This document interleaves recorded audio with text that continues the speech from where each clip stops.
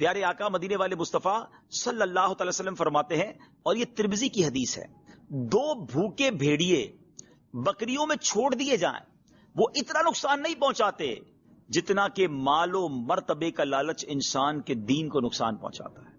اب سوچے 2 بھوکے بھیڑیے ہوں بکریوں میں چھوڑ دیں، چیر پھاڑ کر رکھ دیں گے نا، وہ اتنی چیر پھاڑ نہیں کرتے جتنا ہمارا دین برباد ہو سکتا ہے اگر دل میں لالچ ہے مال کی، دنیا کی، مرتبے کی۔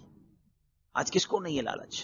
یہ مال ہی کی لالچ میں تو ملاوٹ ہو رہی ہے نا، دوائیوں میں ملاوٹ۔ بندے کو یہ احساس نہیں کہ بندہ مر جائے گا دوائی کھا کر، کہتا مر جائے مجھے پیسے چاہیے، مگر یہ پیسے کدھر جائیں گے، کدھر لے جاؤ گے؟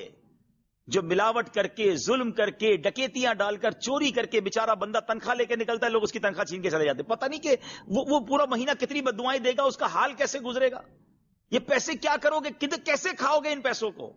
یہ ظلم کرنے والا نہیں سوچتا جو زمینوں پر قبضہ کر لیتے ہیں، کسی کا مال دبا لیتے ہیں، کسی کا کسی کی چیز ہتھیا لیتے ہیں اور کہتے ہیں میرا کوئی کچھ نہیں بگاڑ سکتا، تمہاری بھول ہے۔